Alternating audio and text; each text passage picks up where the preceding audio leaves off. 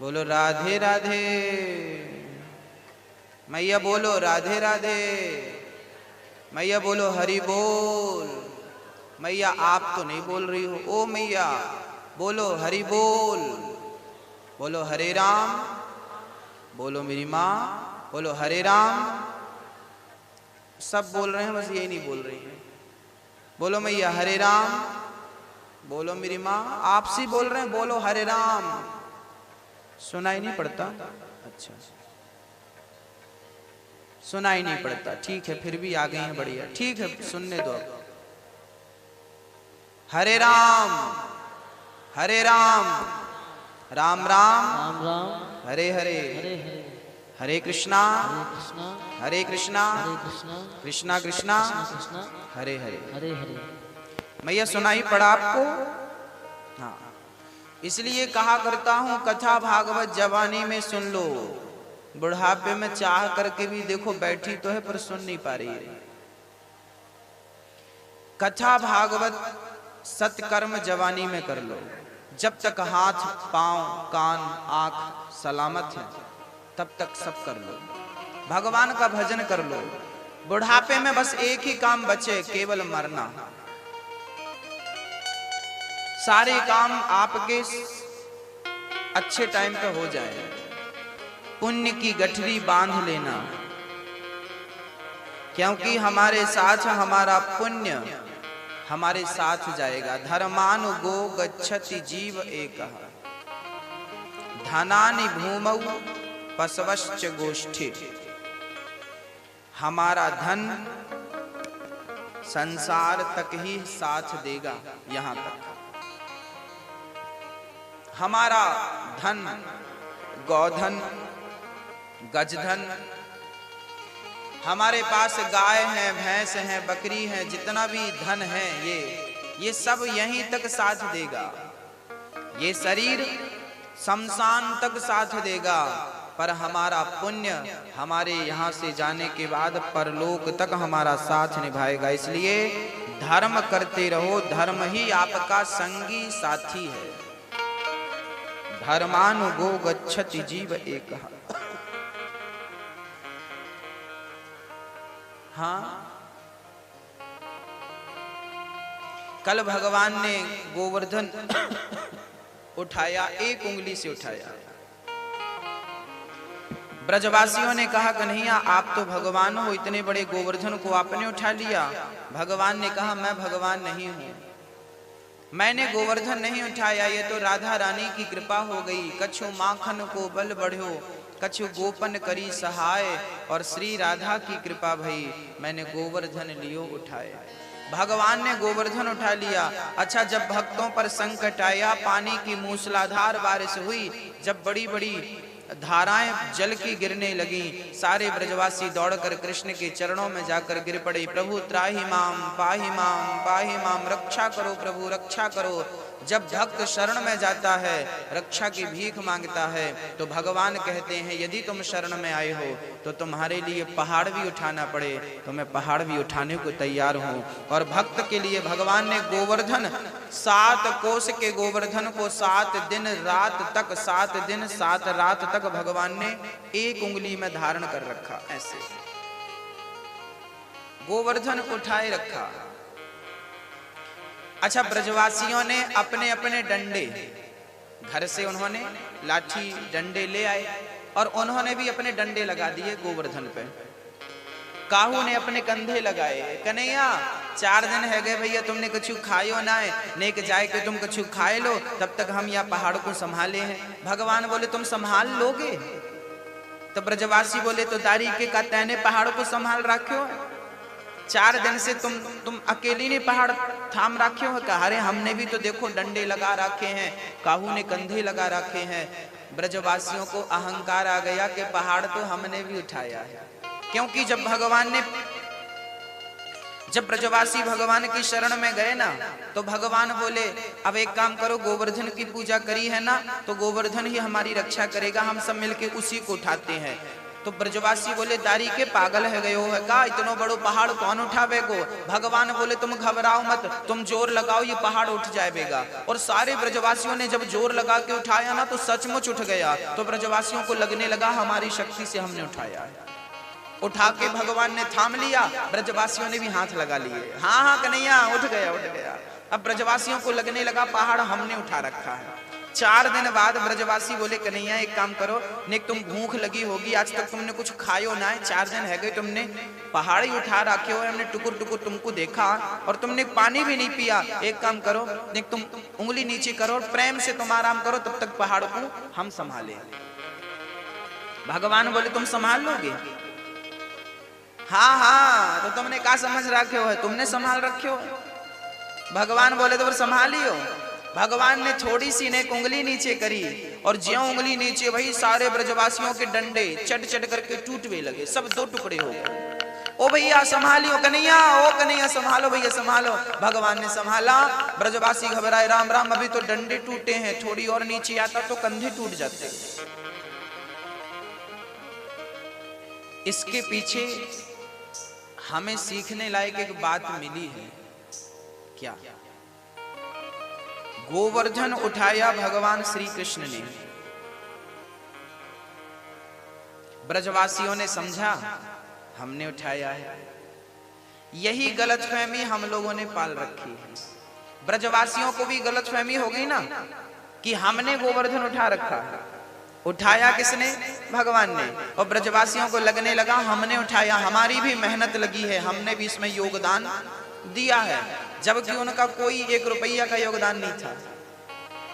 सारी मेहनत सारी ताकत भगवान की पहाड़ को ये क्या उठा सकते थे, तुच्छ प्राणी थे। लेकिन उनको अहंकार आ गया कि पहाड़ हमने उठाया है। सच्ची बात यही है भक्तों कि जिंदगी के बोझ को, सबके बोझ को परमात्मा ने ही उठा रखा है। हम लोग बस अहंकार करते हैं कि हमने ये काम किया है, हमने ये काम किया, हमने ये कर रखा है। ना भक्तों, आप और हम, हमारी और आपकी कोई हैसियत नहीं है, हमारी और आपकी कोई औकात नहीं है कि हम कुछ कर सकें। सब कुछ करने कराने वाला मेरा कन्हैया है। करते हो तुम कन्हैया, मेरा नाम हो रहा है, मेरा आपकी कृपा से सब काम हो रहा है। हम लोग अहंकारी हैं, बस कहते रहते हैं ये काम हमने किया, ये काम। एक सज्जन कह रहे थे हमने 2 बेटियों का विवाह किया, अपनी बहनों का विवाह किया, ये पूरी प्रॉपर्टी हमने बनाई, ये घर हमने बनाया, ये काम हमने किया। अपने दिल में हाथ रखकर बताओ तुमने किया? क्या तुम्हारे साथ भगवान नहीं था सपोर्ट करने के लिए, सहायता करने के लिए? आज तुमने जितनी उपलब्धियां पाई हैं, आज जीवन में आपने जो कुछ भी पाया है, आपकी मेहनत तो है, लेकिन उस मेहनत से ज्यादा भगवान की कृपा है। मेहनत तो आपकी है, कर्मण्येवाधिकारस्ते, भगवान ने कहा है तू कर्म कर, कर्म करने वालों के साथ मैं खड़ा हो जाता हूं। भगवान खड़े हो जाते हैं, तुम कर्म करो, भगवान तुम्हारे साथ खड़ा है। तो हमारी मेहनत से हमें सफलताएं नहीं मिलती भक्तों, हमारी सफलताओं का जिम्मेदार हमारा भगवान हुआ करता है। उन्हें जिम्मेदार ठहराओ। कन्हैया आपके कारण हमें सब कुछ मिला है, और की तो सब छोड़ो, ये तन, ये मानव का देह किसके द्वारा मिला है? हाँ, आपकी माँ ने क्या किया है, आपके पिता ने क्या किया है? 9 महीने तक आपका निर्माण होता रहा माँ के गर्भ में। ना तो आपका पिता देखने गया था, ना तो आपकी माँ झांकने गई थी। हो रहा था माँ के गर्भ में हमारा 9 महीने तक निर्माण हुआ। पिता गए थे देखने कितना काम हुआ, कितना बाकी है।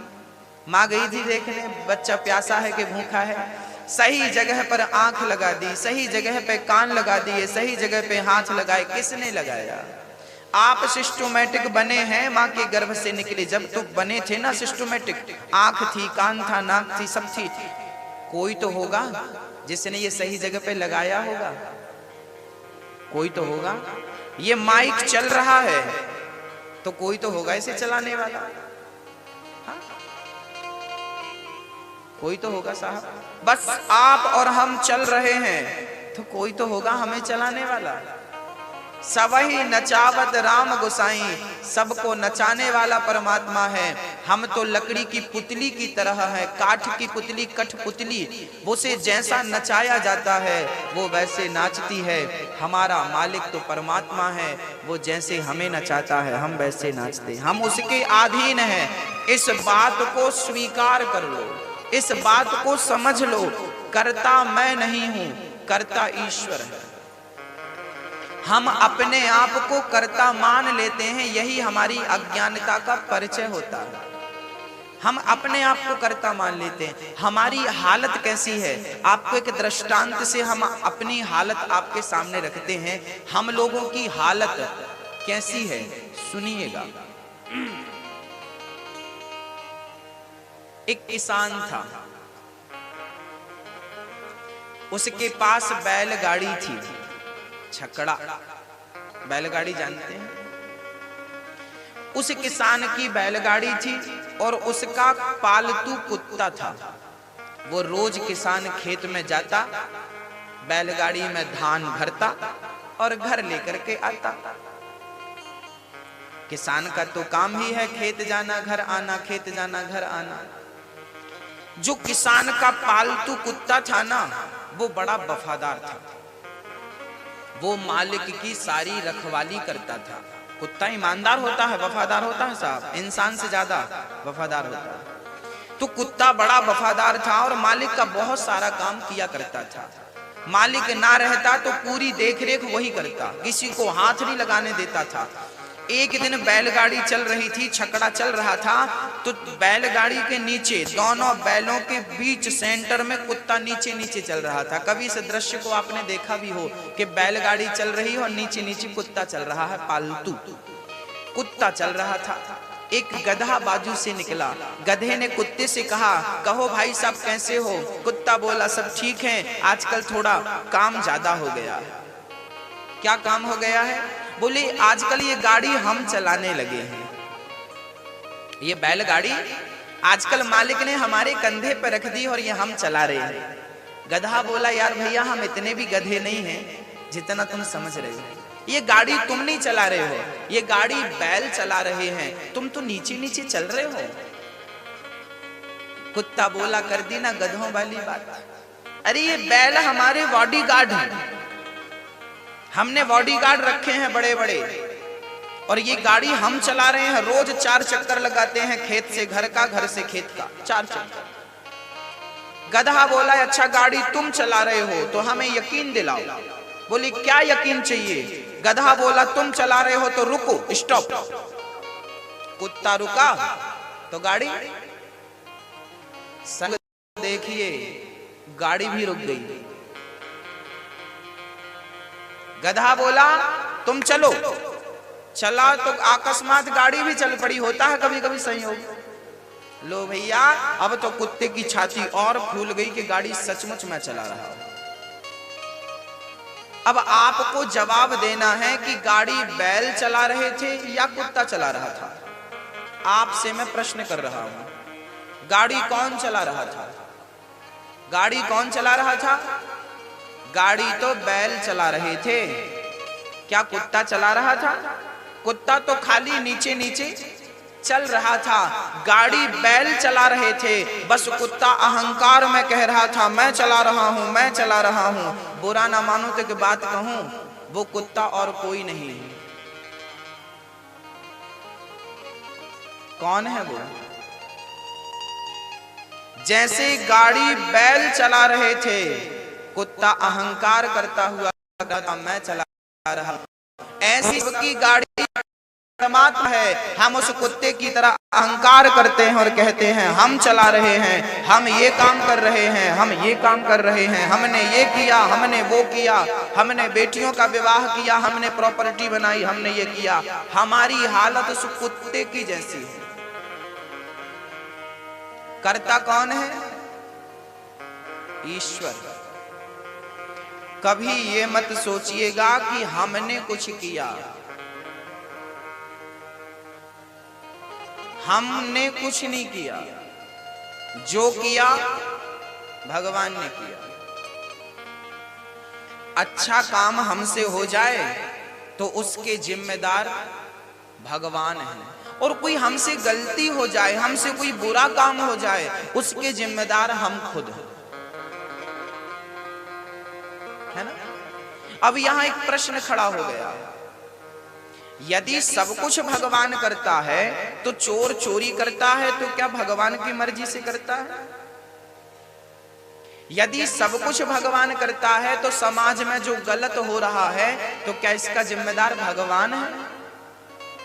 बोले नहीं। ये बात बहुत गंभीर है, प्रश्न बहुत गंभीर है, बहुत ध्यान पूर्वक सुनिएगा। सब कुछ भगवान करता है भक्तों, लेकिन जब हम बुरा सोचते हैं और बुरा करते हैं तो इस बुरा सोचने में और बुरा करने में भगवान का कोई हाथ नहीं होता, इसमें हम जिम्मेदार हैं। कैसे? एक ड्राइवर था, आपका ही ड्राइवर ले लो, माना कि आपका ड्राइवर है, आपके पास एक गाड़ी है 4 व्हीलर 4 चक्के की। आपने ड्राइवर से कहा जाओ गाड़ी रायपुर ले जाओ, फलाने व्यक्ति को लेकर आना है, तो ड्राइवर आपकी आज्ञा से गाड़ी चलाएगा ना। आप कहेंगे रायपुर जाना है तो रायपुर जाएगा, आप कहेंगे बिलासपुर जाना है बिलासपुर जाएगा। गाड़ी आपकी मर्जी से चल रही है कि नहीं? बोलो, समझ में आए तो सिर हिलाना, नहीं आए तो हमसे पूछ लेना समझ में नहीं आया। गाड़ी आपकी है, आपने ड्राइवर से कहा गाड़ी वहां ले जाओ, वहां से लाओ, तो जितना आप कहेंगे ड्राइवर उतना ही करेगा ना, ज्यादा तो नहीं करेगा। यदि ड्राइवर अच्छा है, आपका ईमानदार है, वफादार है, तो जितना कहोगे उतना करेगा। ड्राइवर से कहा रायपुर गाड़ी ले जाओ, ले गया, ले आओ, ले आया, बिलासपुर ले जाओ, ले गया, ले आओ, ले आया। अचानक ड्राइवर के हाथों का संतुलन बिगड़ा और गाड़ी जाकर के गड्ढे में गिर गई। अब बताइए, जब गाड़ी जाकर गड्ढे में गिरी तो क्या इसमें मालिक की गलती थी? जबकि गाड़ी तो मालिक की आज्ञा से चलती, मालिक का गाड़ी चली गई, गाड़ी यहां ले आओ, गाड़ी मालिक की मर्जी से चलती थी, लेकिन आज गड्ढे में गिरी तो मालिक की मर्जी से नहीं, ड्राइवर की लापरवाही से गिरी। हाँ, समझ में आई बात? समझ में आई?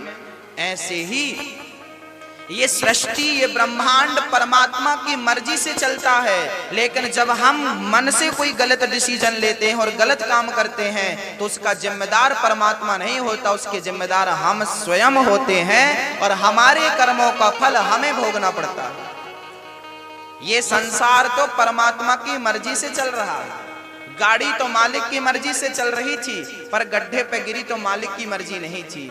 ऐसे संसार परमात्मा की मर्जी से चलता है, लेकिन आपके बुरे कारनामे, आपके गलत काम, उसके जिम्मेदार आप हैं, क्योंकि आपको परमात्मा ने बुद्धि देकर स्वतंत्र कर दिया है।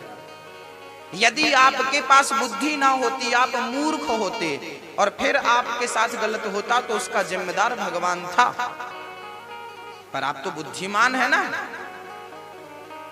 हाँ, आपसे कोई कहे कि भाई सब कुआं में कूद जाओ, आपसे कोई कहे कुएं में कूद जाओ, कूदेंगे? नहीं कूदेंगे। क्यों नहीं कूदेंगे? क्योंकि आपको अच्छे और बुरे का ज्ञान है। तो परमात्मा ने अच्छे बुरे का ज्ञान आपको दिया है कि नहीं? सोचने की शक्ति दी है कि नहीं? तो आप जब चोरी करते हैं तो आपको पता होता है कि नहीं कि ये गलत है? जब आप जानबूझकर करते हैं तो उसका जिम्मेदार भगवान कैसे हुआ? उसके जिम्मेदार तो साहब आप खुद हुए ना, फिर उसकी सजा आपको भोगनी पड़ती है। फिर इसी पाप के लिए भगवान ने नरक बना दिए हैं, इसी पाप की ये व्यवस्था है। पुनरपि जननम पुनरपि मरणम पुनरपि जननी जठरे शयनम भज गोविंदम भज गोविंद। संसार के पाप से बचना हो, संसार के कुकर्म से बचना हो तो केवल भगवान की शरण ही है जो आपको बचा सकती है। इसलिए अभी कुछ नहीं बिगड़ा, गई बहुत थोड़ी बची, नारायण अवचेत काल चिरैया चुग रही, निस दिन आयु खेत। बहुत चली गई भैया जी, थोड़ी सी बची है। इस थोड़ी सी उम्र में भी भगवान को याद कर लो, भगवान को भज लो, क्योंकि ये निकल गई तो फिर मिलने वाली नहीं। अब पछताए होत क्या जब चिड़िया चुग गई। भगवान ने गोवर्धन उठाया है। आहा, सबका पालनहार परमात्मा, सबका बोझ परमात्मा ने उठाया। हमें टेंशन नहीं लेना चाहिए। आप लोग चिंता करते हैं, आप लोग टेंशन लेते हैं। अरे भाई, आपके टेंशन लेने से होगा क्या? आपके टेंशन लेने से, चिंता करने से क्या समाधान हो जाएगा?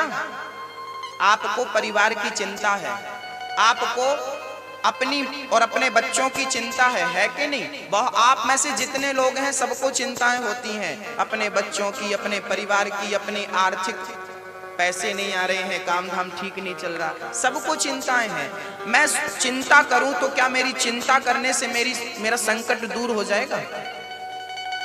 यदि चिंता करने से संकट दूर होता है तो आओ मिलकर चिंता करते हैं। होता है भैया जी, समझ में तो आ रहा है ना आपको? यदि आपको चिंता है और यदि आपकी चिंता करने से दूर होनी है चिंता, तो चिंता कर लो। लेकिन चिंता करने से क्या चिंता का समाधान होगा? आप लोगों को ना गलत चिंता है। जो चिंता होनी चाहिए थी आपको, रियल में वो चिंता आपको है ही नहीं। और जो चिंता का मुद्दा ही नहीं था, आप उसकी जबरदस्ती चिंता कर रहे हैं। उदाहरण से समझिए, होनी को कोई टाल सकता है क्या? होनी तो होकर रहे। राम जी को वनवास जाना था, राम जी अपने घर की होनी को क्या टाल पाए? बोलो भाई। दशरथ जी मर गए, क्या खुद का परमात्मा का पिता मर गया? राम जी चाहते तो इस होनी को टाल देते, क्या टाल पाए? भगवान शंकर, आप लोग यदि सुने हो, महामृत्युंजय का जाप करने से मौत टल जाती है। महामृत्युंजय का जाप करने से मृत्यु भी टल जाती है। महामृत्युंजय मंत्र किसका है? भगवान शिव का। भगवान शिव का ध्यान करने से मौत भी टल जाती है। लेकिन भगवान शंकर की पत्नी सती, क्या उनकी मौत को स्वयं शंकर जी टाल पाए? कहो, टाल पाए? माता सती अपने पिता के दक्ष के यज्ञ में जलकर भस्म हो गई थी। चर्चा मैंने सुनाई थी तृतीय दिवस की चर्चा में, आपने सुनी ना सुनी? माता सती बाद में फिर पार्वती बनी है। जब भगवान शिव का, पहले माता पार्वती सती थी, दक्ष की पुत्री। भगवान शिव ने अपनी पत्नी को क्या बचा पाए? क्यों नहीं बचा पाए भैया? वो तो होनी टाल देते हैं, वो तो मौत टाल देते हैं। भावी दो प्रकार की होती है, हरि इच्छा भावी बलवाना। सती की मृत्यु में हरि इच्छा थी, प्रारब्ध जन्य भावी यदि हो तो उस भावी को शंकर जी टाल सकते हैं। इसका अर्थ ये नहीं है कि शंकर जी का मंत्र जपने से मृत्यु नहीं टलती। महामृत्युंजय का मंत्र मृत्यु को टाल देता है, सही बात है। पर भावी दो प्रकार की होती है। भावी मीन्स होनी, होनी तो होकर रहे। होनी दो प्रकार की होती है। एक होनी होती है हमारे प्रारब्ध जन्य होनी, हमने पिछले जन्म में कोई पाप किया है, उस पाप के कारण हमें दंड मिलने वाला है, और हमने भगवान का भजन कर लिया तो भगवान की भक्ति से वो होनी टल जाएगी। एक होनी होती है हमारे कर्मों के अधीन, एक होनी होती है हरि इच्छा भावी बलवाना। तुलसीदास जी गा रहे हैं, हरि इच्छा भावी बलवाना। नारद जी को मोह हो गया, विश्व मोहिनी से विवाह करने की ठान ली। क्यों भाई, क्यों ऐसा हो गया? क्योंकि नारद जी के ऊपर हरि इच्छा भावी बलवाना का सूत्र लागू था। तो भक्तों, यदि आपकी टेंशन से आपका समाधान होता है तो टेंशन लेना चाहिए, लेकिन टेंशन लेने से कुछ होने वाला? अच्छा, हानि और लाभ किसकी मर्जी से होता है? लोग कहते हैं तुम्हारे कारण हमारा नुकसान हो गया, तुम्हारे कारण हमारा नुकसान हो गया। ना भाई, किसी के कारण किसी का 1 रुपया का नुकसान नहीं होता। ये आज गांठ बांध लेना, लिख के जाना ये बात। ना किसी के द्वारा आपका फायदा हो सकता है, ना किसी के द्वारा आपका नुकसान हो सकता है। ये बात मैं कह रहा हूं ना, मैं नहीं कह रहा हूं, लक्ष्मण जी कह रहे हैं, भगवान राम के छोटे भाई। सोना हूं, देखो गुरु वशिष्ठ जी भी कह रहे हैं, गुरु वशिष्ठ जी कह रहे हैं, सोना हूं भरत भावी प्रबल, बिलख कहां हूं मुनिनाथ, हानि लाभ गिनिएगा। हानि लाभ आपके अधीन नहीं है, ये भगवान के अधीन है।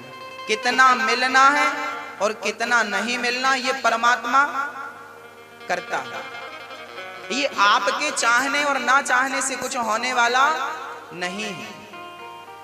हरि इच्छा भावी बलवाना, हानि लाभ ईश्वर की मर्जी से होता है। जीवन मरण, जिंदगी और मृत्यु भी परमात्मा के हाथ है। आपको चिंता किस बात की है? आपको चिंता रुपया पैसे की है ना, कोई मर ना जाए इसकी चिंता है ना। अरे तो कोई मरेगा और कोई हानि और कोई लाभ होगा, ये परमात्मा के हाथ निश्चित है। हानि लाभ जीवन मरण यश और अपयश ये परमात्मा के हाथ है, ये आपके और मेरे हाथ में नहीं है। इसलिए इनकी चिंताएं छोड़ दो और संसार की चिंताएं छोड़ दो। फायदा होगा कि नुकसान होगा ये चिंताएं छोड़ के और बस भगवान के भजन में लग जाओ। बस भगवान को याद करो, भगवान के स्मरण में लगो, यही मानव तन की सार्थकता है। अच्छा एक बात बताओ, मार्केट में बहुत सारे ढोंगी बाबा घूम रहे हैं, पाखंडी बाबा घूम रहे हैं। ये पाखंडी बाबाओं का जन्म किस लिए हुआ है? किस लिए हुआ? आप कह रहे हैं ना आजकल बाबा बड़े पाखंडी हैं, आजकल ये बड़े पाखंडी हैं, आजकल पाखंड ज्यादा है। हाँ, पाखंड का जमाना है। क्यों? क्योंकि आप लोगों को पाखंड पसंद है। आप लोग पाखंड को महत्व देते हैं, इसलिए पाखंडी पैदा होते हैं। आप लोग पाखंड को महत्व ना दें तो पाखंडी पैदा कैसे होंगे? कहिए। केवल बाबा बैरागी जिम्मेदार हैं ना भक्तों, जिम्मेदार आप भी हैं। आप लोगों को भी तो पाखंडी बाबा अच्छे लगते हैं। अरे बाबा तो हेलीकॉप्टर से चलता है, बड़ा वीआईपी है। हाँ, बड़े वीआईपी, बड़े अच्छे होंगे। जितना वीआईपी हो आप उसके उतने करीब पहुंच जाते हैं, और साधारण आदमी हो तो आप उसकी इज्जत नहीं करते, ठीक ठीक आंखों से देखते नहीं हैं। आपको तो पाखंडी ही अच्छे लगते हैं, इसलिए वो ठगिया हो गए।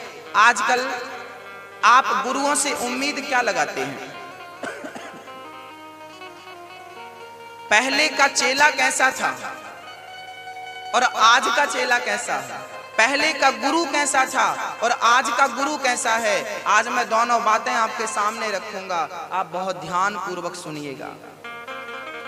पहले के लोग अपने गुरु के पास जाते थे ना तो कहा करते थे, गुरुजी मेरा कल्याण कैसे होगा, मेरा उद्धार कैसे होगा, मुझे भगवान की प्राप्ति कैसी होगी, कोई मार्ग बता दो गुरुजी। और फिर गुरुजी उसे भगवान की प्राप्ति का मार्ग बताते थे। पहले का चेला प्रश्न यही करता था। परीक्षित ने सुखदेव जी से क्या प्रश्न किया? परीक्षित ने सुखदेव जी से कहा, मुझे 7 दिन में मरना है, जिसे जल्दी मरना हो, मरने वाले व्यक्ति को क्या करना चाहिए, हमें बताओ। सुखदेव जी बोले, मरने वाले व्यक्ति को श्रोतव्यः कीर्तितव्यश्च स्मर्तव्यश्चेच्छितावयम्। मरने वाले, बैठ जाइए, अभी बैठ जाइए भैया, बैठो, अभी बैठ जाइए। श्रोतव्यः कीर्तितव्यश्च। राजा परीक्षित ने प्रश्न किया, जिसे जल्दी मरना हो उसे क्या करना चाहिए? पहले का चेला पूछता था, गुरुजी हमारा कल्याण कैसे हो, हमें भगवान कैसे मिले। और आजकल आप लोग गुरुओं के पास जाते हैं ना, गुरुजी हमारे घुटने में बहुत दर्द है, कैसे ठीक होगा। गुरुजी काम धंधा चल नहीं रहा है, बताओ कोई मंत्र दो तो काम धंधा चले। गुरुजी हम चुनाव लड़ रहे हैं, जीतेंगे कि नहीं।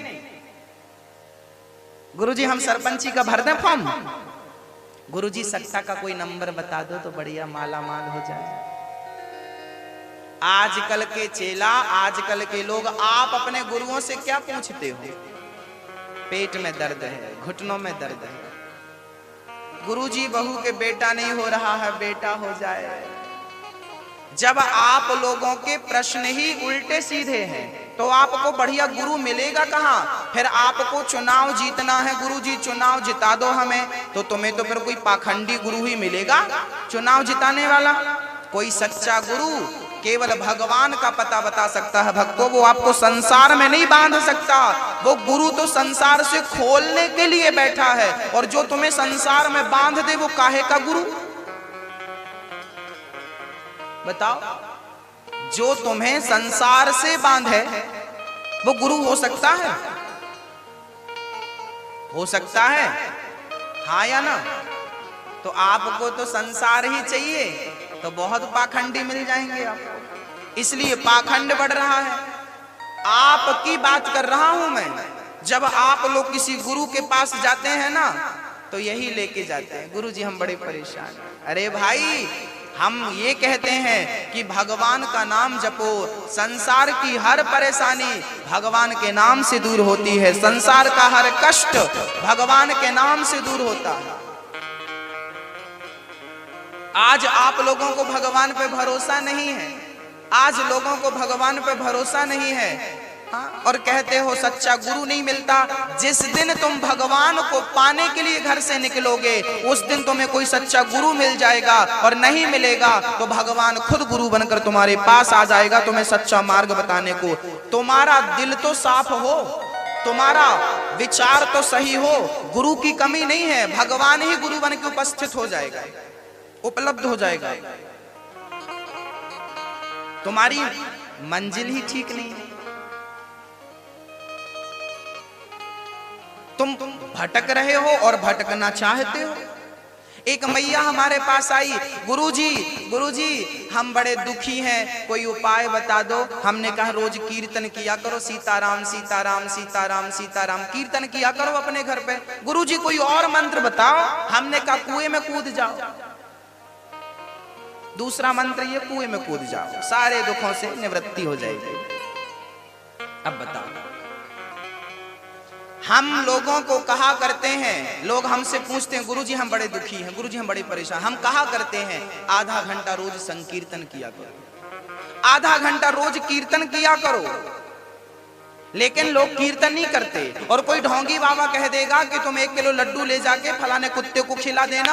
हाँ हाँ, कुत्ते को खिलाएंगे तो शायद हमारा दुख दूर हो। वो कुत्ते को लड्डू खिला सकता है, वो सिर केवल चल सकता है, पर घर में कीर्तन नहीं कर सकता। ये आजकल की भावनाएं हो चुकी हैं। जब तुम्हें भगवान के नाम पर भरोसा नहीं है तो दुख तो आएगा ना। रामचरितमानस में सुंदरकांड में लिखा है, जानत हूं अस स्वामी बिसारी, फिरहि ते काहे न होहि दुखारी। जब तुम भगवान को भूल जाओगे तो तुम्हें दुख नहीं मिलेगा। अरे हम तो मानते हैं कि भगवान का विस्मरण ही सबसे बड़ा दुख है, और भगवान का स्मरण ही सबसे बड़ा सुख है। इसलिए भगवान का स्मरण बना रहे, भगवान का चिंतन बना रहे। एक राजस्थान की घटना हमें स्मरण आ गई। एक भगत था, छोटा सा बालक था, बालक अभी 6-7 वर्ष का था। बालक का नाम था धन्ना, जाति थी जाट, धन्ना जाट। एक दिन धन्ना जाट के घर में गुरुजी आ गए। गुरुजी आए तो गुरुजी के साथ भगवान भी आए। धन्ना जाट के पिताजी जो थे ना, धन्ना के पिताजी के वो गुरुजी थे। तो गुरुजी आए तो धन्ना के पिता ने पांव धोए, गुरुजी की सेवा करी, गुरुजी को रसोई दी, गुरुजी ने भोजन बनाया, और उनके पास एक शालिग्राम भगवान थे। गुरुजी के पास। तो गुरुजी ने अपने सालिग्राम भगवान को रखा, उनकी आरती उतारी, चंदन लगाया, तुलसी चढ़ाई, आरती उतारी, भोग लगाया और भोग लगा के पूजा पाठ भाई। शाम हुई तो सालिग्राम भगवान को उन्होंने आराम से सुला दिया। अब धन्ना जाट बालक बच्चा था, छोटा सा, देखने लगा। और जब गुरुजी दूसरे दिन जाने लगे ना, तो गुरुजी के पांव पकड़ लिया, गुरुजी ये तुम्हारे भगवान हमें चाहिए। धन्ना जाट मचल गया, बालक था 7 साल का, बालक मचल गया। अब पिताजी गुरुजी से कहो हमें भगवान दे दें, हमें भगवान चाहिए, हमें भगवान चाहिए। गुरुजी बोले बेटा ये भगवान है, ये प्रसाद नहीं है कि सबको बांट दें, मैं तुम्हें भगवान दे देंगे तो हम क्या रखेंगे। चेला बोला गुरुजी हमें तो भगवान चाहिए। अब गुरुजी ने उपाय निकाला, गुरुजी बोले तो ठीक है मैं शाम को तुझे भगवान देता हूँ। आज गुरुजी नदी की तरफ गए तो नदी से एक काला सा पत्थर गोल गोल मिल गया नदी के किनारे। तो उसी पत्थर को लेकर गुरुजी आए, उन्होंने सिंहासन पे पत्थर को रख दिया, तुलसी लगा दी, चंदन लगा दिया और नीचे सालिग्राम भगवान को पधरा दिए। शाम को गुरुजी ने कहा धन्ना देखो हमारे पास 2 भगवान हैं। धन्ना बोला प्रभु ये दोनों भगवान का परिचय क्या है। बोले ये जो सिंहासन पर बैठे हैं ना ये राजा भगवान है और ये जो नीचे बैठे हैं ना ये सिपाही भगवान है। धन्ना बोले हमें सिपाही नहीं, हमें तो राजा चाहिए। गुरुजी तो चाहती थी कि ये पत्थर में से पकड़ा दूं। अच्छा गुरुजी को लगा बालक है, दिन 2 दिन बच्चा है, जिद कर रहा है। धन्ना को सालिग्राम भगवान गुरुजी ने दे दिया। अब गुरुजी ने देते हुए कहा धन्ना याद रखना इनकी पूजा रोज करना, इनको भोग रोज लगाना। बस भैया गुरुजी कहकर चले गए। धन्ना तो उनसे इतना प्रेम करने लगा, माँ ने रोटी दी बेटा रोटी खा ले। धन्ना बोला माँ मैं रोटी नहीं खाऊंगा, मैं पहले भोग लगाऊंगा।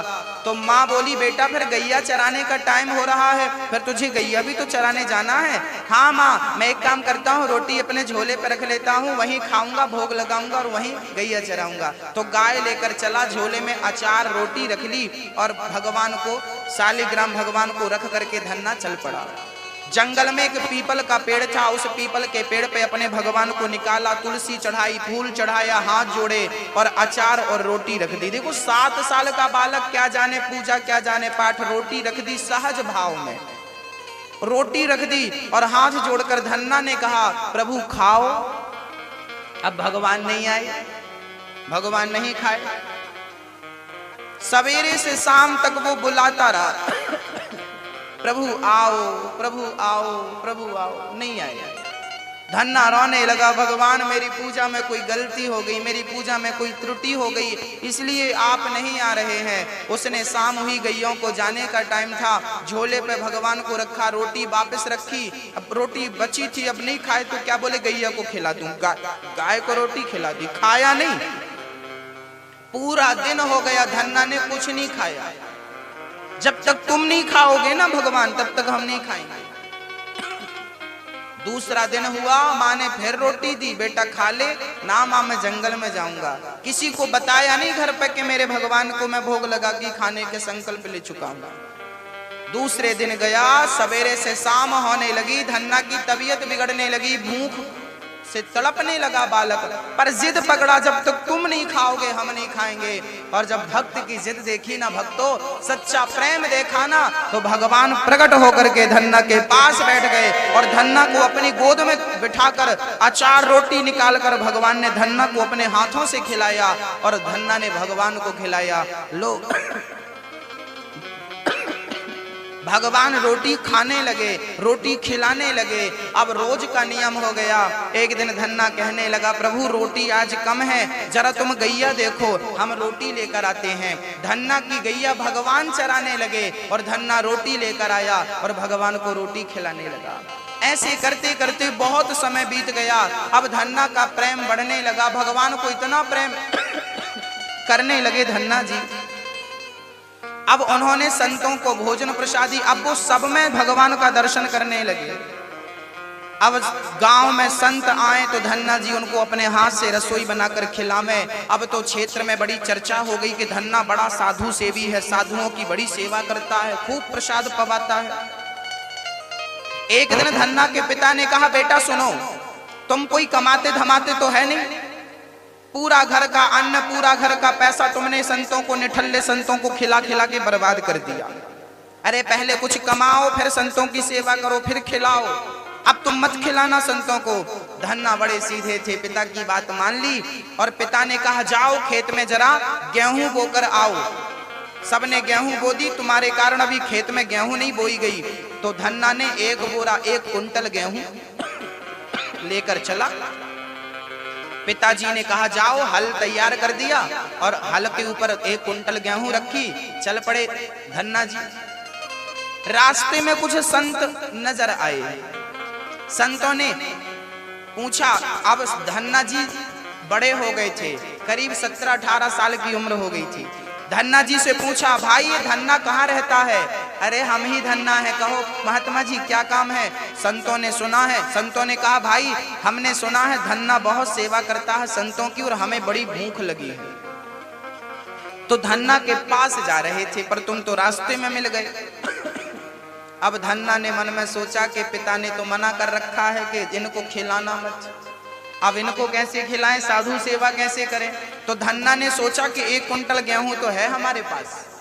तो धन्ना ने जो गेहूं पिता ने खेत में बोने के लिए दिया था वो गेहूं ले जाकर बाजार में बेच दिया और उसी का बढ़िया सीधा लिया, आटा लिया, दाल लिया, आदि आदि बढ़िया लिया और बढ़िया गंगा के किनारे, नदी के किनारे आए और महात्माओं यहाँ बैठो, हम आपके लिए रसोई तैयार करते हैं। और धन्ना ने प्रेम से बढ़िया सी चूरमा के लड्डू बनाए, बढ़िया सी बाटी बनाई, बढ़िया सी दाल बनाई, दाल बाटी और चूरमा बना के प्रेम से धन्ना ने और संतों को खिलाया।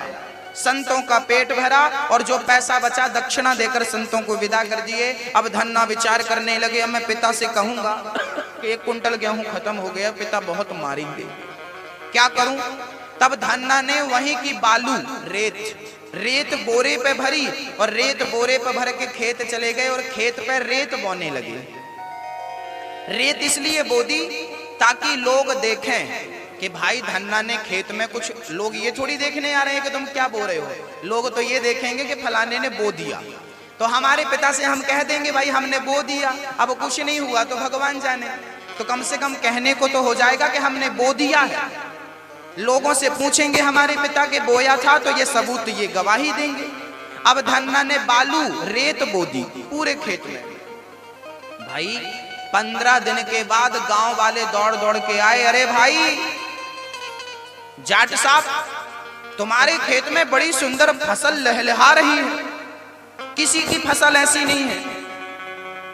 जाट बोले, क्या बात करते हो, हमारा बेटा इस बार खेत बो के आया है। अब धन्ना को लगा पड़ी पिटाई, ये तो व्यंग कर रहे हैं, हमने कुछ बोया नहीं तो होगा क्या, हमारा खेत तो खाली पड़ा होगा। पिताजी बोले मैं जाकर देखता हूं। पिताजी दौड़े दौड़े गए तो सचमुच खेत बड़ा बढ़िया हरा भरा था। दौड़ कर आए, बेटा धन्ना तूने कैसी खेती बोई है? धन्ना को यकीन नहीं हुआ, धन्ना को लगा ये सब व्यंग कर रहे, हमें चिढ़ा रहे हैं। धन्ना दौड़ कर गया और जब खेत में जाकर देखा तो सचमुच बाकी लोगों से अच्छी फसल धन्ना की थी। धन्ना समझ गया। पिता ने बोला, बेटा तूने कैसे खेती बोई है, क्या बोया है? तब कह दिया धन्ना ने, पिताजी हमने तो कुछ बोया ही नहीं था, जो आपने गेहूं दिया था वो संतों के पेट में बो दिया था। संतों के पेट में बुवाई करी तो खेत में ऐसी फसल हरी हरी लहलहा रही। हमने आपका दिया, संतों को खिला दिया था और बालू हमने खेत में बो दी थी। पर भगवान ने देखा कि जब आप परोपकार के लिए अपना धन खर्च करते हैं तो भगवान स्वयं आपकी तिजोरी, आपका धन धान्य भरता है। धन्ना को तब से पिता ने कहा, तुम्हारा जितना मन करे उतना भंडारा करो, कोई पाबंदी नहीं। वो धन्ना भगवान की इतनी भक्ति, समाज की इतनी सेवा किया और अंत में भगवान का नाम ले ले करके उसने खूब भंडारे किए। जितना धन था सारा धन उन्होंने संतों की सेवा में लगा दी और जितना वो लगाते उससे कई गुना ज्यादा पाते। हमें लगता है कि हम दान कर देंगे तो हमारे पास क्या बचेगा। ना भक्तों, आप लोग किसान हो, खेत में जब 1 कुंटल धान डालते हो तब तो 25 कुंटल, 30 कुंटल, 20 कुंटल लाते हो। तो आप भी मिट्टी को दान करते हो कि नहीं? अरे जब मिट्टी आपका 25 गुना करके देती है तो भगवान ना जाने कितने गुना करके देगा। यकीन नहीं है तुम्हें भगवान पर? धन्ना ने खूब दान किया और अंत में भगवान का भजन करते हुए भगवान के परम धाम को गया। तब से कहावत चालू हो गई, हम धन्ना सेठ हैं क्या? लोग कहते हैं ना तुम धन्ना सेठ हो, ये कहावत कहते कि नहीं आपके छत्तीसगढ़ में? लोग कहावत कहने लगे फिर, भाई हम धन्ना सेठ नहीं। लोग किसी से आप दान मांगो ना, भाई साहब जरा थोड़ा सा दान देना, तो लोग झल्ला के कहते हम धन्ना सेठ नहीं हो तुम्हारी। हाँ, धन्ना नाम का बालक भगवान की इतनी सेवा किया, इतना दान दिया कि धन्ना सेठ की कहावत चालू हो गई। तब से ये धन्ना भक्त थे, राजस्थान के भक्त थे। ये घटना अभी ज्यादा से ज्यादा 100-125 साल पुरानी है, सच्ची घटना। भाव का भूखा हूं मैं, भगवान को प्रेम से पुकारा जाए, भाव से बुलाया जाए, भगवान आते हैं। आज भगवान ने यमुना के पावन तट पर खड़े होकर और प्रेम से बंसी बजाई है, बांसुरी बजाई है। गजब की बांसुरी बजती है वृंदावन बसैया की, करूं तारीफ मुरली की या मुरली के बजैया की। जहां चलता ना काम तीर और कमानों से, वहां बातें होती मुरली की तानों से। आज भगवान ने सुंदर सी बांसुरी उठाई और बांसुरी उठाकर प्रेम से ध्वनि निकाली, बंसी बजाई। अच्छा, गोपियां ना इस बंसी से पूछती हैं, बंसी तुमने कौन सा पुण्य किया है? सदा भगवान की होठों से लगी रहती हो, सदा भगवान के करीब रहती हो, ऐसा कौन सा पुण्य, कौन सा पुरुषार्थ तुमने कर लिया है? जरा हमसे तो कहो। एक दिन गोपियों ने बंसी से पूछा और बंसी ने जवाब दिया। भगवान ने बांसुरी को अपनी होठों पर क्यों रखा, इसके पीछे कारण था। क्योंकि बंसी बांस की बनती है। मैया जी, ओ भैया जी, बंसी किसकी बनती है? अच्छा, उस बांस की बंसी बनती है जिस बांस के अंदर कुछ नहीं होता, खाली होता। बांस की बंसी बनी और उस बांस की जो अंदर से खाली हो। हाँ भक्तों, जो अंदर से खाली होता है ना, उसे परमात्मा हाथों में धारण कर लेते हैं, उसे अपना बना लेते हैं। इसका अर्थ यह है कि आप अंदर से खाली हो जाइए। काम, क्रोध, लोभ, मोह, अहंकार जो अंदर भर रखा है, इनसे आप खाली हो जाइए। और जिस दिन आप इनसे खाली हो गए, उस दिन भगवान आपको हाथों पे धारण कर लेगा, बंसी को धारण कर लेगा। अर्थात बंसी मीठा भी बोलती है। अच्छा, बंसी जब बजती है ना, तो सांप भी नाचने लगता है और सज्जन भी नाचता है। जीवन में वाणी ऐसी ही हो कि वो दुष्ट को भी अच्छी लगे और सज्जन को भी अच्छी लगे। अच्छा, एक बात बताओ, व्यवहार पैसे से बनते हैं कि वाणी से बनते हैं? अच्छा, व्यवहार बिगड़ते कहां से? रिश्ते वाणी से ही बनते हैं और वाणी से ही बिगड़ते हैं। या तो बना लो या तो बिगाड़ लो। अब आप बताइए कि यदि किसी से प्यार के दो मीठे शब्द कह दिए जाए और किसी को अपने शब्दों से प्रसन्न कर लिया जाए, अपनी वाणी से प्रसन्न कर लिया जाए, तो उसमें कोई खर्चा है? फ्री सेवा है कि नहीं? मैया जी, ओ मैया, थोड़ा ध्यान दो मेरी माँ। भैया आप लोग भी ध्यान दो। आप किसी को धन देकर खुश नहीं कर सकते तो कोई बात नहीं है, किसी के पांव दबाकर खुश नहीं कर सकते तो कोई बात नहीं है। कम से कम किसी से मीठा बोलकर तो उसे खुश कर दो, इसमें कोई खर्चा नहीं है। वाणी ऐसी बोलिए मन का आपा खोए, और को शीतल करे आपहु शीतल होए।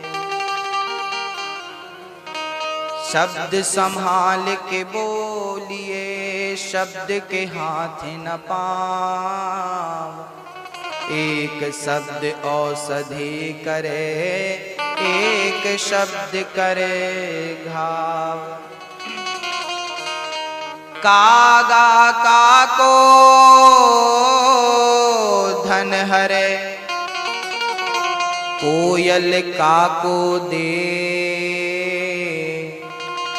मीठा बचन सुनाय के जग अपनो कर ले। हमारी वाणी से बाग भी लगाए जाते हैं और हमारी वाणी से आग भी लगाई जाती है। बाग लगा लो या आग लगा लो, आपकी ये जो वाणी है ना, ये 3 इंच की है। आपकी जिह्वा 3 इंच की होती है लगभग।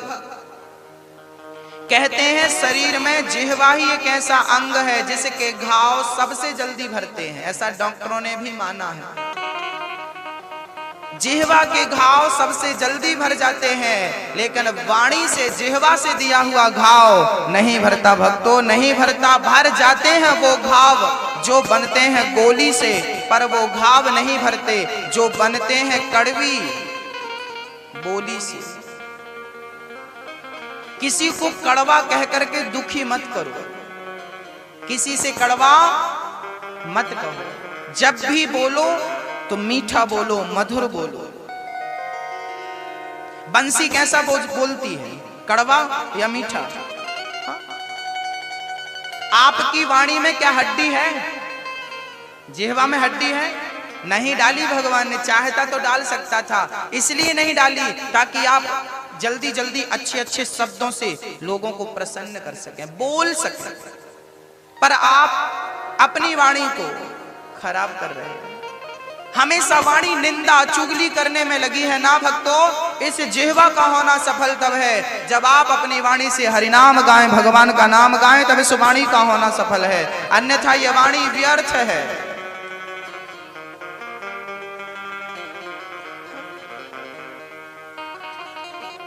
वाणी इसलिए मां बहुत मधुर शब्द बोला करो। कई लोगों की आदत होती है बहुत कड़वा बोलते हैं।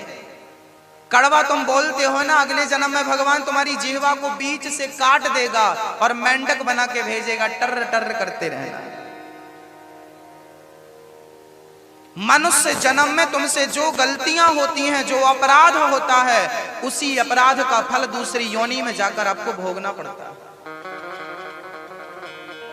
इसलिए किसी का दिल मत दुखाओ और वाणी बहुत मधुर हो।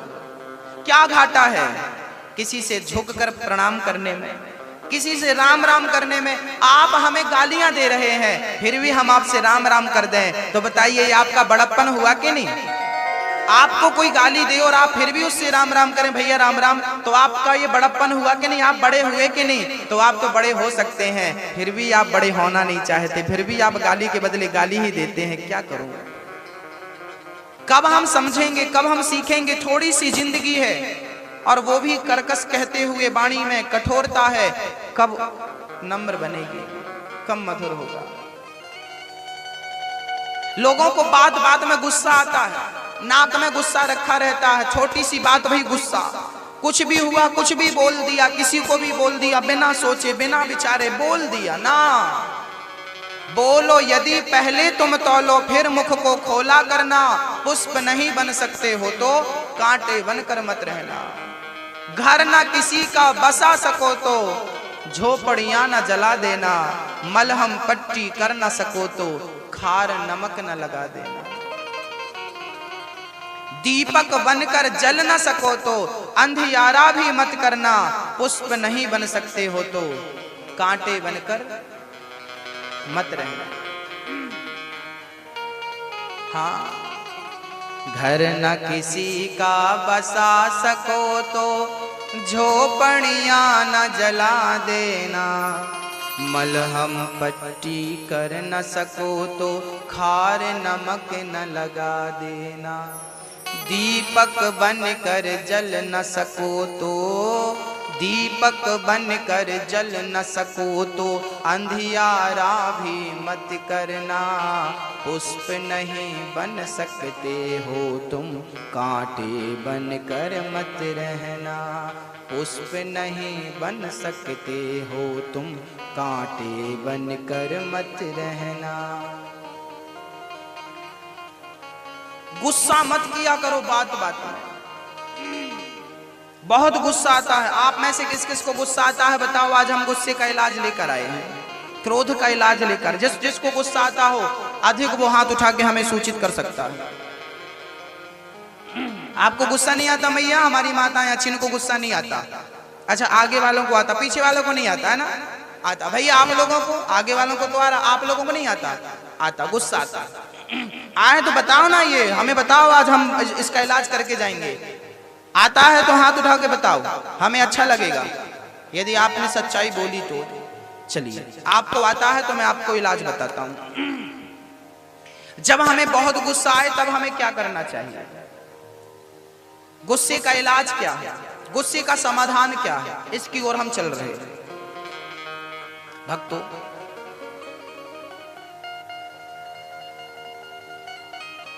ये देखिए, ये 200 रुपए का नोट है।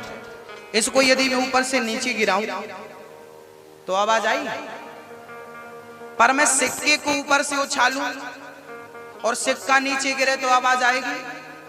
आएगी? हाँ, नोट में आवाज नहीं होती, सिक्के में आवाज होती है। इसलिए सिक्के की कीमत कम होती है, नोट की कीमत ज्यादा होती है। जो बात बहुत आवाज करता है ना, उसकी कोई कीमत नहीं होती भक्तों, याद रखना। जो साइलेंट रहता है ना, जो चुप रहता है, उसकी बहुत कीमत होती है। इसलिए बात बात पे बोलना ठीक नहीं है। बहुत गुस्सा आए तो, अच्छा गुस्सा कब आता है?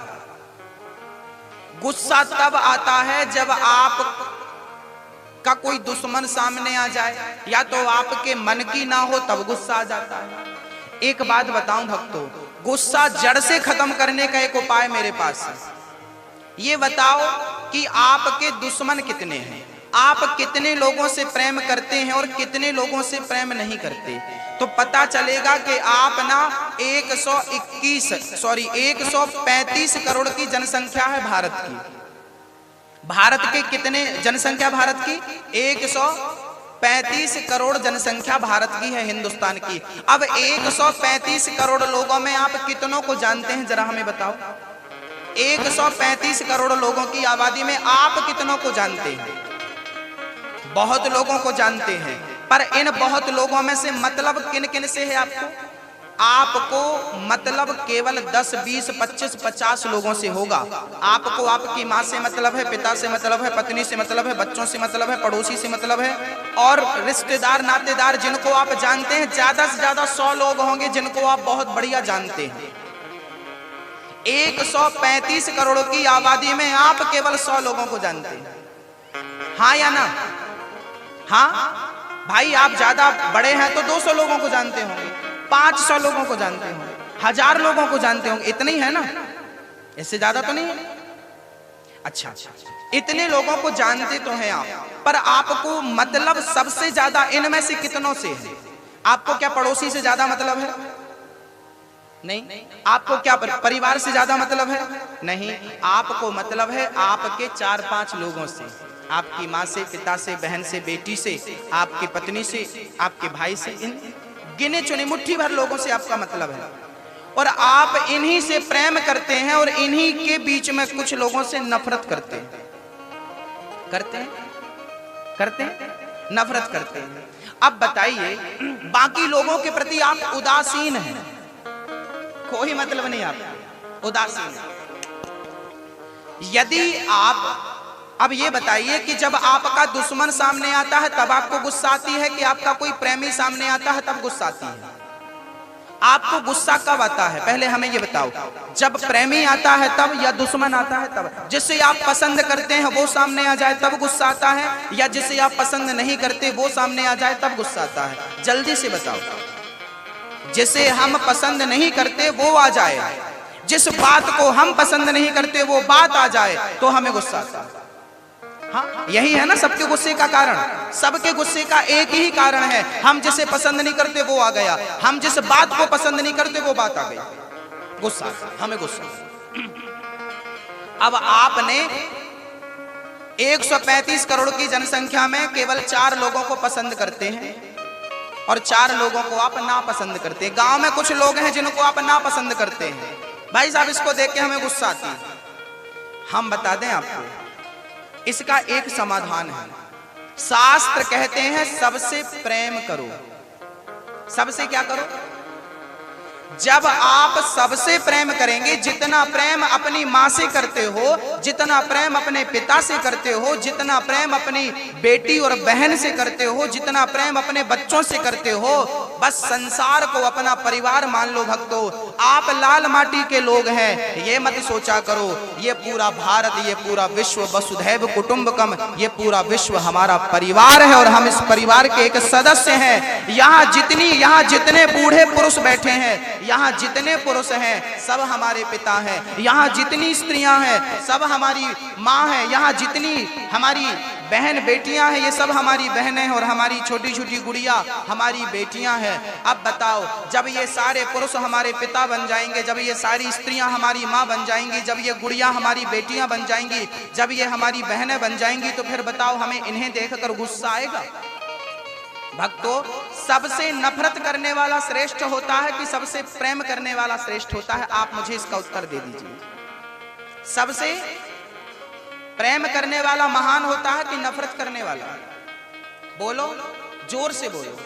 सबसे प्रेम करने वाला महान होता है। इसलिए मैं कहता हूं कि आप जिनसे नफरत करते हैं उनसे भी प्रेम करना शुरू कर दीजिए, तो अपने आप क्रोध ठंडा हो जाएगा।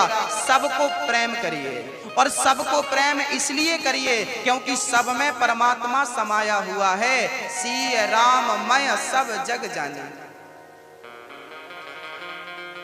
हाँ, सबसे क्या करिए? सबसे प्रेम करिए, किसी से घृणा मत करिए। घृणा करने से आप अपना हृदय गंदा करते हैं। आप किसी से घृणा मत करिए। एक बार एक छोटा सा बालक की घटना मुझे याद आ गई। एक बालक था, उसका नाम था रामू। रामू नाम का एक बालक था।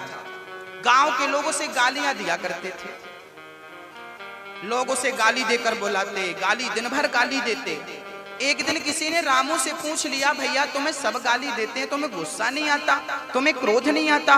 तब रामू ने कहा, भाई साहब इन्हें पता नहीं है गांव वालों को, हमने अपना नाम बदल लिया है।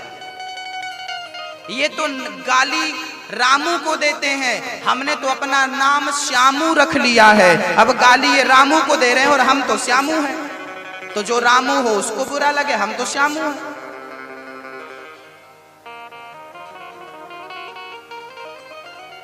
एक राजा था। वो राजा बाहर सभा लगा के बैठा था, ठंडी का टाइम था, धूप का आनंद ले रहे थे। उसी समय एक जौहरी आया। जौहरी के पास 2 हीरा थे, एक असली था एक नकली था। उस जौहरी ने राजा के सामने वो दोनों हीरे रखे और कहा, महाराज एक असली है एक नकली है, आपका कोई जौहरी पहचान लेगा कि असली कौन है तो मैं वो हीरा आपको दे दूंगा, और नहीं पहचान पाया तो आपको उस हीरे की कीमत हमें चुकानी पड़ेगी, हमें पैसा देना पड़ेगा। राजा को शर्त मंजूर भई कि भाई हीरा पहचानना जौहरी के लिए कौन सी बड़ी बात है। अब दोनों हीरे रख दिए गए। बड़े बड़े जौहरी आए, देखने लगे। दोनों की कटिंग एक सी थी, वजन एक सा था, दिखने में एक से। बड़े बड़े जौहरी परेशान हो गए, कौन सा असली और कौन सा नकली था, पहचान ना पाए। अब बड़े चक्कर में पड़ गए, सारे जौहरी हार गए। राजा भी शर्त हारने लगे। तभी पीछे से एक अंधा आदमी आया। अंधे ने कहा, राजा साहब मुझे एक मौका मिले तो मैं असली हीरा की पहचान कर लूं। राजा बोला, क्यों मजाक करता है, तेरी तो आंखें नहीं है, जिनकी आंखें थी वो तो पहचान ना सके, तू तो अंधा है। अंधा बोला, कोई बात नहीं, मुझे मौका तो दो। अंधे को मौका दिया। अंधे ने दोनों हीरों को हाथ में उठाया और उठा करके कह दिया, ये असली है और ये नकली है। जिसका हीरा था वो पहचान गया। उसने कहा ये बिल्कुल सच कह रहा है, पर तू अंधा है, तूने पहचाना कैसे? उस अंधे ने कहा कि ये दोनों हीरा 1 घंटे से धूप में रखे हैं, जो धूप में गर्म हो गया, जो धूप में गर्म हो गया वो पत्थर था, और जो धूप में भी ठंडा बना रहा, बस वही तो असली हीरा है। असली हीरा की पहचान है, वो धूप में गर्म नहीं होता, वो धूप में भी ठंडा रहता है। इसका अर्थ है जो बात बात में गर्म हो जाए, बात बात में गुस्सा आ जाए, समझ लेना कि ये पत्थर कंकड़ है, और जो ऐसे विषम परिस्थितियों में भी अपने दिमाग को ठंडा रखे, वही तो असली हीरा है भक्तों, वही तो असली हीरा है। अब मैं आपसे पूछता हूं कि आप में से कितने लोग हीरा हैं और कितने लोग पत्थर हैं? जो बात बात में गर्म हो जाए, गुस्सा आ जाए, वो पत्थर है, और जो विषम परिस्थितियों में भी अपने दिमाग को ठंडा रखे, वो असली हीरा है। समझ रहे हैं मेरी बात? असली हीरा। अच्छा एक बात बताओ, भगवान श्री कृष्ण ने शिशुपाल को कितनी गालियां माफ करी थी? भगवान ने शिशुपाल गालियां देता गया, 1 2 3 4 कितनी गालियां? 100 गालियां। शिशुपाल ने भगवान कृष्ण को 100 गालियां दी। जब 100 गाली हो गई, 101 गाली दे दिया, तब भगवान ने सुदर्शन निकाला, सिर खंडित कर दिया। किसी ने भगवान से पूछा, प्रभु आपने 100 गालियां सुनने के बाद मार दिया। अरे भाई मारना ही था तो पहली गाली में मार देते, क्या पहली गाली में नहीं मार सकता था मेरा कृष्ण? अरे मार सकते थे तो भगवान ने क्यों नहीं मारा? भगवान ने कहा मैं भगवान होकर 100 गालियां सुन सकता हूं, तो मैंने लोगों से अपील की है, प्रार्थना की है कि मैं भगवान होकर 100 गालियां सह सकता हूं, तो तुम इंसान हो के कम से कम 10-20 गाली सहने की शक्ति रखना। 10-20 गाली तो कम से कम पचा लेना, अपने दिमाग को ठंडा रखना और अपनी क्षमता को बढ़ाना। गाली पचाने की क्षमता, रोटी पचाने की क्षमता, भात पचाने की क्षमता तो सबके पेट में है, क्या गाली पचाने की क्षमता है? और आपको महान बनना हो तो याद रखना, कड़वे वचनों को पचाना पड़ेगा, सहन करना पड़ेगा। हाँ सहना होगा। एक मूर्तिकार था, वो जंगल से गुजरा, बहुत ध्यान से सुनना भैया।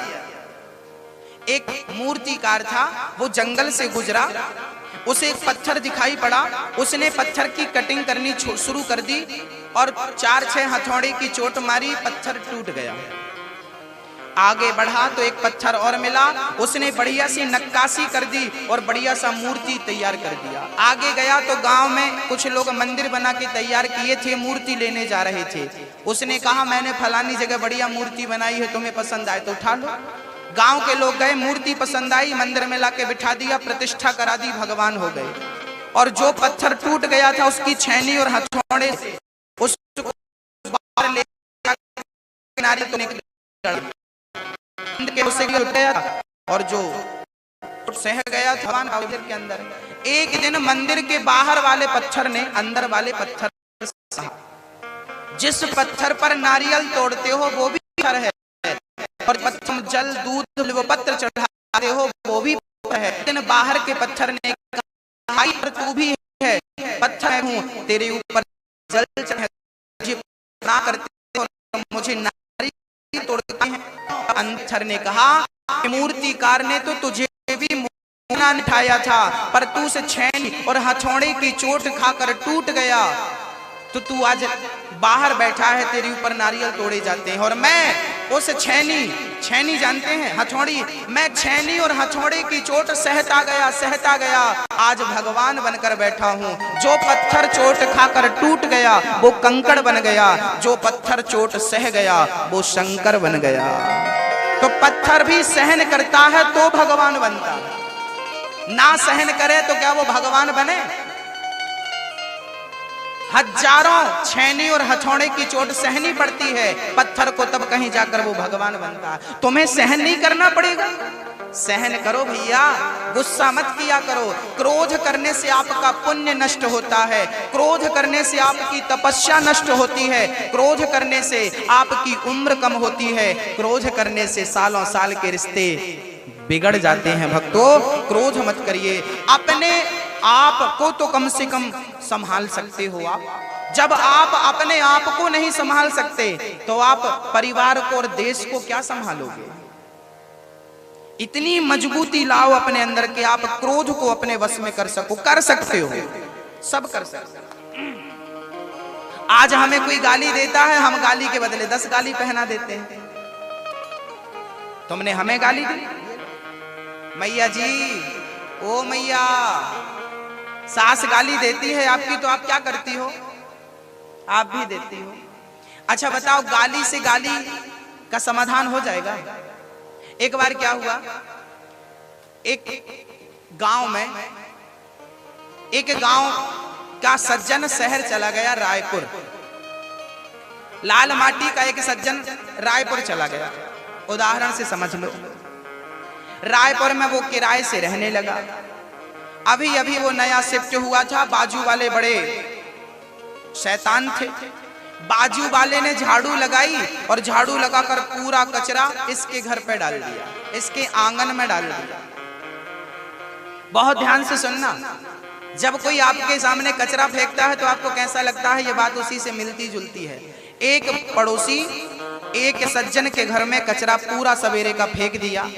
अब सामने वाले ने दरवाजा खोला, देखा घर के आंगन में कचरा पड़ा है। उसको लगा मैंने तो अभी झाड़ू लगाई थी, पड़ोसी ने डाल दिया। उसे गुस्सा नहीं आया। आपको गुस्सा आता, बट उसे गुस्सा नहीं आया। उसने झाड़ू उठाई, पूरा कचरा उठाया और डस्टबिन में डाल दिया, कचरे घर में डाल दिया। और अंदर से बढ़िया पपीता, अनार, केला, आम, सेब, संतरा, सेब, ये सारा फल निकाला और फल निकालकर उसी के घर चला गया जिसने कचरा डाला था। भाई साहब, गांव से फल आए हैं, जरा फल ले लो, बच्चों को खिलाना, बड़े मधुर हैं। सामने वाला पानी पानी हो गया। भाई, मैंने तेरे घर में कचरा डाला और तूने मुझे फल दिया, ऐसा क्यों? तब इसने कहा, तेरे पास कचरा था, तूने हमें कचरा दिया, हमारे पास फल थे, हमने तुझे फल दिया। जिसके पास जो होगा वही ना देगा। आपके पास गालियां होंगी तो आप हमें गाली ही दे सकते हैं, हमारे पास भगवान का नाम चर्चा होगी तो हम वही दे सकते हैं। अब देखना यह है कि आप क्या देते हैं। तो आज के बाद किसी को गाली के बदले गाली नहीं देंगे, अधिक क्रोध नहीं करेंगे। क्रोध करने से आपका पुण्य, आपका तप नष्ट होता है, इसलिए क्रोध करने से बचो। काम, गोस्वामी जी ने क्या कहा है, सुंदरकांड में बढ़िया सा दोहा लिखा है, काम क्रोध मद लोभ सब नाथ नरक के पंथ, सब परिहरि रघुबीर हैं भजहु भजहि जेहि संत। काम क्रोध मद लोभ सब नाथ नरक के पंथ। काम, क्रोध, लोभ, ये सब नरक के दरवाजे, यहाँ मत झांको। भगवान ने बांसुरी बजाई, गोपियों का आवाहन किया। आज यमुना के पावन तट पर भगवान खड़े हो गए। यमुना का कल कल कल कल करके जल बह रहा था, भौरे गुंजार कर रहे थे। सुंदर सा चांद छिटका था, चांद का प्रकाश चारों तरफ बिखरा था। सुंदर सा समय था, शरद पूर्णिमा की रात थी। शरदोत फुल्ल मल्लिका वीक्षरन्तु मनश्चक्रे योग माया मुपाश्रिता भगवान पिता रात्रि। आज वह रात्रि आ गई जिस रात का भगवान को वर्षों से इंतजार था।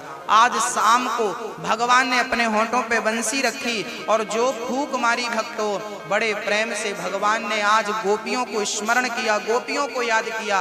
गोपियां अपने अपने काम में बिजी थीं, गोपियां अपने अपने काम में व्यस्त थीं। आज भगवान ने सबको अपनी ओर आकर्षित किया। जब आप सदा भगवान को याद करते हैं और कभी आप भूल जाएं तो भगवान याद करके अपनी ओर आपको आकर्षित करता है। ये भगवान प्रेम से बांसुरी बजाकर गोपियों को भगवान ने बुलाया।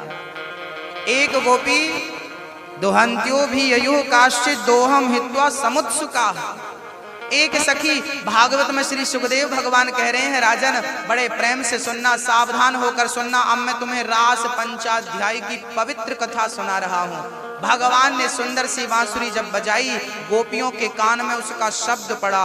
गोपियां, एक सखी गाय दोह रही थी और बंसी सुनाई पड़ी। गाय को वहीं छोड़ा, पात्र को वहीं छोड़ा, दूध को वहीं छोड़ा और दौड़ पड़ी श्याम सुंदर से मिलने के लिए। एक सखी अपने आंखों में काजल लगा रही थी, एक आंख में लगा, दूसरे में लगा ही नहीं। बंसी सुनाई पड़ी, वैसे ही दौड़ पड़ी श्याम सुंदर से मिलने के लिए।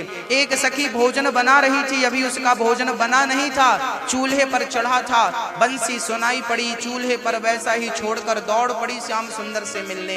इसका अर्थ यह है कि गोपियां भगवान से मिलने के लिए इतनी लालायित रहती थी, इतनी लालायित रहती थी कि भगवान के लिए वो सब कुछ त्यागने को तैयार थी। भगवान से प्रेम कैसा हो भक्तों?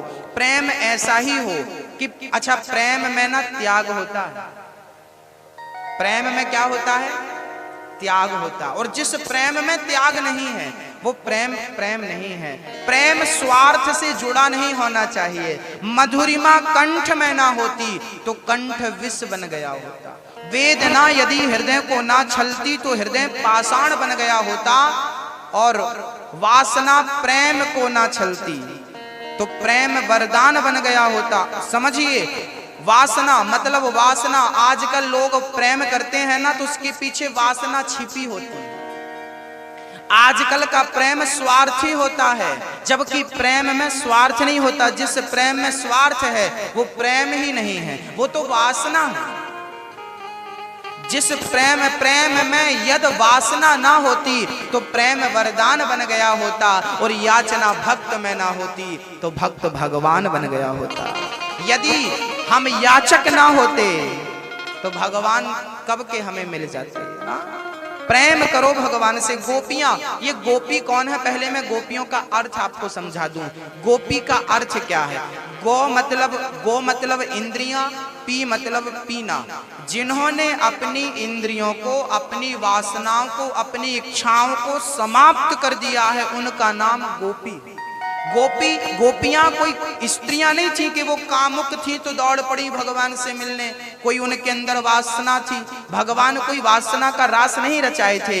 गोपी मतलब काम वासना को परास्त कर दिया था परमात्मा ने इन गोपियों ने।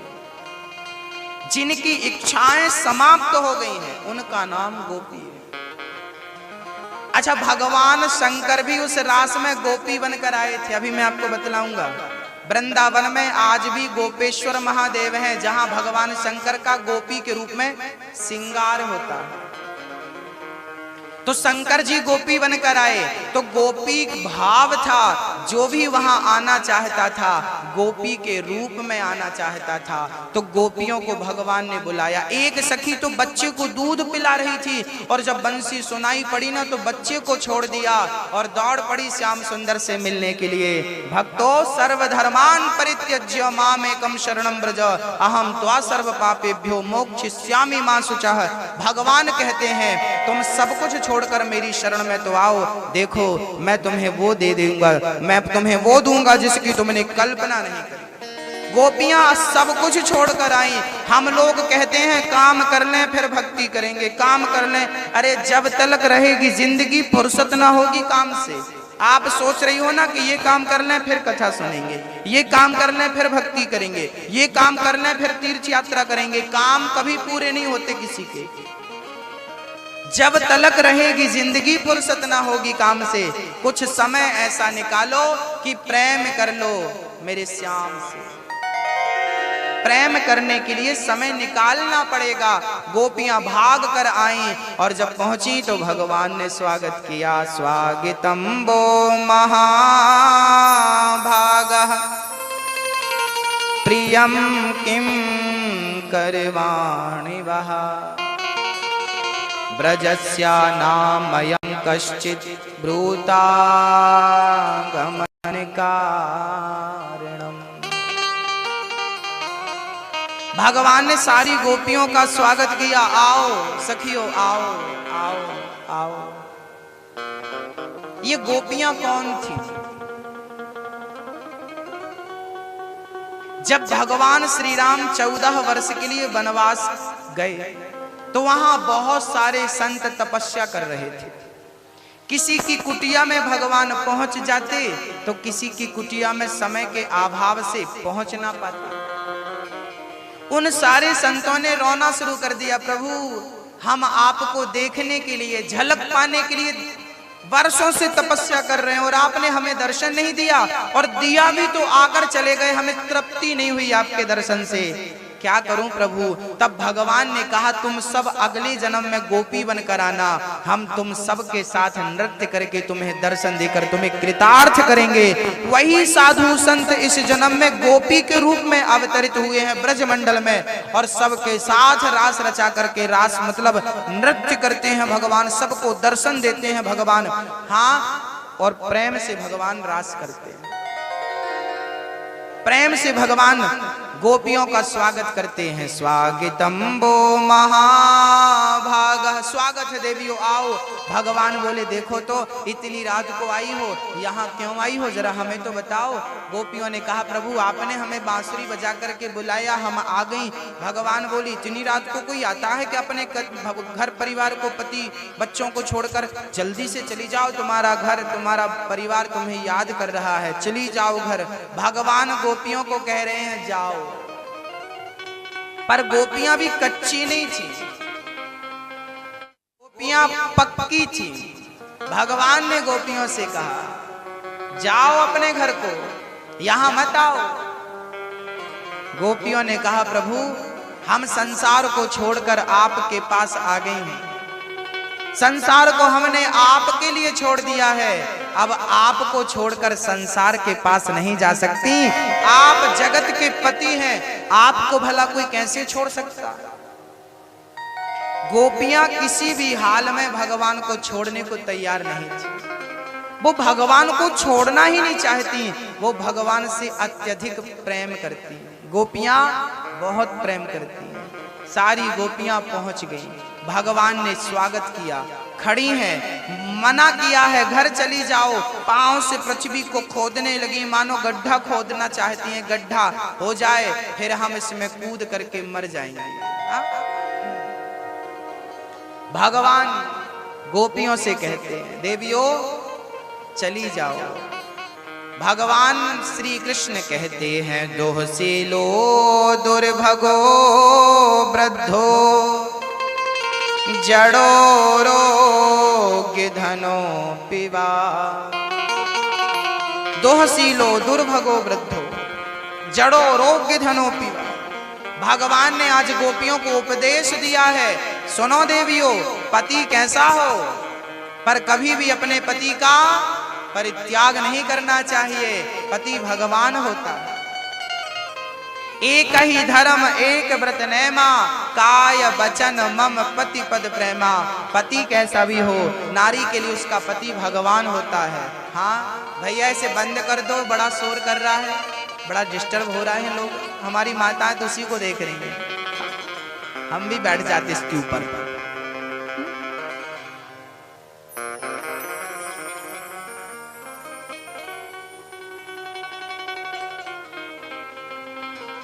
विज्ञान ने इतने आविष्कार कर दिए हैं कि आपका मन तो भटकने को तैयार ही है, मन स्थिर हो ही नहीं सकता आपका, इतने आविष्कार हो गए।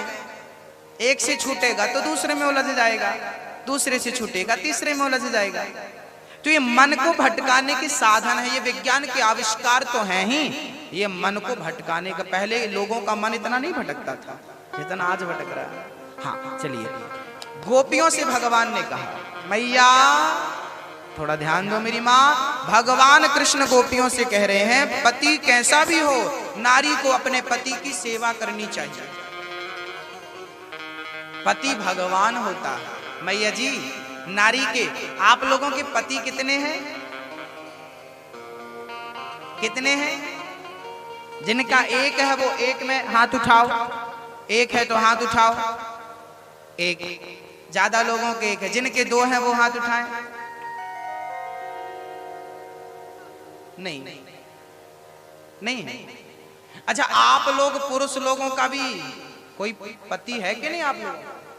अच्छा आप तो पति हो ही इनके, स्त्रियों के, आपका भी कोई पति है क्या? अच्छा पुरुषों से मैं पूछ रहा हूं, आप लोग पुरुष हो कि स्त्री हो? पुरुष हो? सही बताना, बाद में ना कंफ्यूज हो जाए, महाराज जी हम समझ नहीं पाए। आप पुरुष हैं? देखिए आप पुरुष हैं, लेकिन ठीक है मैं मान लिया कि आप पुरुष हैं, लेकिन आपके अंदर एक स्त्री है कि नहीं? आपके भीतर एक औरत है, एक स्त्री है। उस स्त्री का नाम जानना चाहेंगे आप? हाँ, उस स्त्री का नाम आप लोगों माताओं, आपने कहा ना हमारा एक पति है, आपका पति एक नहीं है, आपके पति दो हैं। भाई भगवान ने आंख कितनी दी है? दो। कान कितने दिए? हाथ कितने दिए? पांव कितने दिए? पति भी दो दिए।